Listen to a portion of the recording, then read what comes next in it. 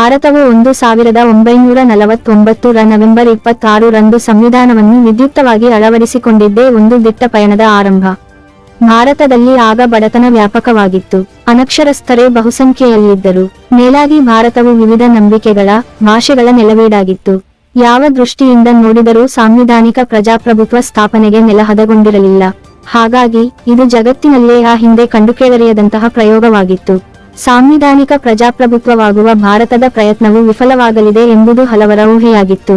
ಅಷ್ಟಕ್ಕೂ ಜಗತ್ತಿನ ವಿವಿಧ ದೇಶಗಳಲ್ಲಿನ ಲಿಖಿತ ಸಂವಿಧಾನದ ಸರಾಸರಿ ಬಾಳಿಕೆ ಅವಧಿಯು ಬರೀ 18 ವರ್ಷಗಳು. ಈ ಹಿನ್ನೆಲೆಯಲ್ಲಿ ಭಾರತದ ಸಂವಿಧಾನವು 75 ವರ್ಷಗಳನ್ನು ತಲುಪಿರುವುದೇ ಒಂದು ದೊಡ್ಡ ಸಾಧನೆ. ಈ ಕಾರಣಕ್ಕಾಗಿ ಭಾರತದ ಸಂವಿಧಾನದ ಕ್ಷಮತೆಯನ್ನು ಸಂಭ್ರಮಿಸುತ್ತಿರುವ ಸಂದರ್ಭದಲ್ಲೇ ಸಾಂವಿಧಾನಿಕ ಪ್ರಜಾಪ್ರಭುತ್ವವಾಗಿ ಇರುವುದರ ನಿಜವಾದ ಅರ್ಥವೇನು ಎಂಬುದನ್ನು ಅವಲೋಕಿಸುವ ಅಗತ್ಯವಿದೆ. ಇತ್ತೀಚಿನ ದಿನಗಳಲ್ಲಿ ಭಾರತದ ರಾಜಕಾರಣದಲ್ಲಿ ಸಂವಿಧಾನದ ಪ್ರಸ್ತಾಪವು ಹೆಚ್ಚೆಚ್ಚು ಕೇಳಿಬರುತ್ತಿದೆ. ವಿವಿಧ ರಾಜಕೀಯ ಪಕ್ಷಗಳು, ಅದರಲ್ಲೂ ಪ್ರತಿಪಕ್ಷಗಳು 2024 ರ ಚುನಾವಣೆ ವೇಳೆ ಸಂವಿಧಾನವನ್ನು ಪರಮಪವಿತ್ರವೆಂದು ಆರಾಧಿಸಿ, ಚುನಾವಣೆಯು ಸಂವಿಧಾನ ರಕ್ಷಣೆಗಾಗಿನ ಸಮರವಾಗಿದೆ ಎಂದು ಪ್ರಚಾರ ಮಾಡಿದ್ದವು.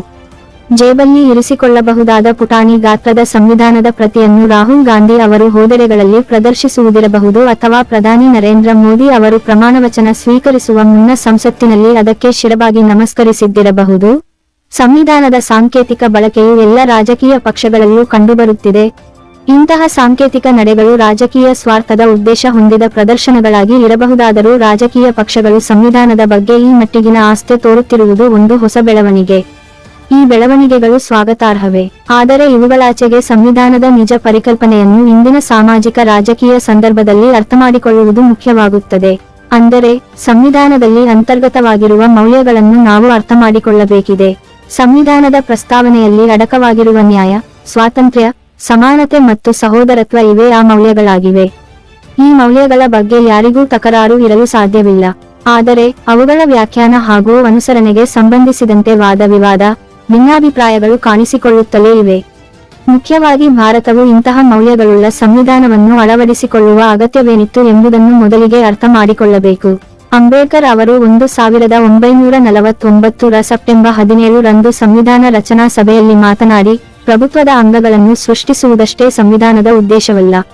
ಬದಲಿಗೆ ಸಂವಿಧಾನ ನಮಗೆ ಬೇಕಾಗಿರುವುದು ಅಧಿಕಾರಸ್ಥರು ತಮ್ಮ ವ್ಯಾಪ್ತಿಯನ್ನು ಮೀರಿ ಶೋಷಣೆ ಮತ್ತು ದಬ್ಬಾಳಿಕೆಯಲ್ಲಿ ತೊಡಗುವುದನ್ನು ತಡೆಯುವುದಕ್ಕಾಗಿ. ಪ್ರಭುತ್ವದ ಅಧಿಕಾರಕ್ಕೆ ಪರಿಮಿತಿ ನಿಗದಿಗೊಳಿಸದಿದ್ದರೆ ಸಂಪೂರ್ಣ ನಿರಂಕುಶ ಆಡಳಿತ ಮತ್ತು ದಬ್ಬಾಳಿಕೆ ಉಂಟಾಗುತ್ತದೆ ಎಂದಿದ್ದರು. ಇದು ಸಾಂವಿಧಾನಿಕತೆ ಎಂಬ ಪರಿಕಲ್ಪನೆ.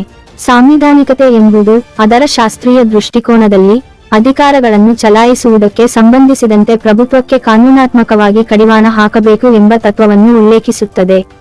ಜೊತೆಗೆ ಪ್ರಭುತ್ವವು ಈ ಪರಿಮಿತಿಗಳನ್ನು ಗೌರವಿಸುವುದರಿಂದ ಪ್ರಜೆಗಳಿಂದ ಸ್ವೀಕಾರಾರ್ಹತೆಯನ್ನು ಪಡೆದುಕೊಳ್ಳುತ್ತದೆ. ಹಾಗಾಗಿ ಸಂವಿಧಾನ ಬೇಕಾಗಿರುವುದು ಜನರನ್ನು ಅಧಿಕಾರಸ್ಥರ ಬೇಕಾಬಿಟ್ಟಿ ಪ್ರವೃತ್ತಿಗಳಿಂದ ರಕ್ಷಿಸುವ ಸಲುವಾಗಿ ಹಾಗೂ ಚುನಾಯಿತ ಸರ್ಕಾರಗಳನ್ನು ಕಾನೂನಿನ ಪರಿಮಿತಿಯಲ್ಲಿ ಇರಿಸಿಕೊಳ್ಳುವುದಕ್ಕಾಗಿ. ಸಂವಿಧಾನವು ಜನರಿಗೆ ನೀಡಿರುವ ಮೂಲಭೂತ ಹಕ್ಕುಗಳನ್ನು ಈ ಹಿನ್ನೆಲೆಯಲ್ಲಿ ಅರ್ಥ ಮಾಡಿಕೊಳ್ಳಬೇಕಿದೆ. ಮೂಲಭೂತ ಹಕ್ಕುಗಳೆಂದರೆ ಜನರಿಗೆ ಪ್ರಭುತ್ವದ ದಾಳಿಯಿಂದ ರಕ್ಷಿಸಿಕೊಳ್ಳಲು ಇರುವ ಅಸ್ತ್ರಗಳು. ಪ್ರಭುತ್ವದ ಅಧಿಕಾರವನ್ನು ಈ ರೀತಿ ಪ್ರತಿಬಂಧಿಸುವುದು ಅಷ್ಟೇ ಸಂವಿಧಾನದ ಉದ್ದೇಶವಲ್ಲ. ಇದರಾಚೆಗೆ ಸಂವಿಧಾನಕ್ಕೆ ಒಂದು ಸಕಾರಾತ್ಮಕ ಉದ್ದೇಶವೂ ಇದೆ. ಭಾರತದಂತಹ ಅಭಿವೃದ್ಧಿಶೀಲ ದೇಶದಲ್ಲಿ ಸಾಮಾಜಿಕ ಪರಿವರ್ತನೆಯು ಕಾನೂನಿನ ಮೂಲಕವೇ ಆಗಬೇಕಿರುವುದರಿಂದ ಸಂವಿಧಾನವು ಅಂತಹದ್ದೊಂದು ಸಾಧನವಾಗಿಯೂ ಪರಿಣಮಿಸಿದೆ. ಭಾರತೀಯ ಸಮಾಜವು ಇಂದು ಸಾಧಿಸಿದಷ್ಟಾದರೂ ಸಮಾನತೆಯನ್ನು ಈ ಸಂವಿಧಾನ ಇಲ್ಲದೆ ಹೋಗಿದ್ದರೆ ನಾವು ಊಹಿಸಿಕೊಳ್ಳಲು ಕೂಡ ಸಾಧ್ಯವಾಗುತ್ತಿರಲಿಲ್ಲ. ಮೂರನೆಯದಾಗಿ, ಸಂವಿಧಾನವು ಒಂದು ಒಡಂಬಡಿಕೆ. ಈ ಒಡಂಬಡಿಕೆಯಿಂದಾಗಿಯೇ ಭಾರತದ ವಿವಿಧ ಸಮುದಾಯಗಳು, ವಿವಿಧ ಧರ್ಮಗಳು, ವಿವಿಧ ಭಾಷೆಗಳನ್ನು ಆಡುವ ಜನರು, ವಿವಿಧ ಜನಾಂಗಗಳು, ಜಾತಿಗಳು ಪರಸ್ಪರ ಭೇದವನ್ನು ಮರೆತು ಭಾರತೀಯರಾಗಿ 75 ವರ್ಷಗಳ ಕಾಲ ತಮ್ಮನ್ನು ತಾವು ಗುರುತಿಸಿಕೊಳ್ಳಲು ಸಾಧ್ಯವಾಗಿದ್ದು ಮತ್ತು ಭಾರತದ ಪ್ರಭುತ್ವದೊಂದಿಗೆ ಒಂದು ಅವಿನಾಭಾವ ಸಂಬಂಧವನ್ನು ಉಳಿಸಿಕೊಂಡಿದೆ.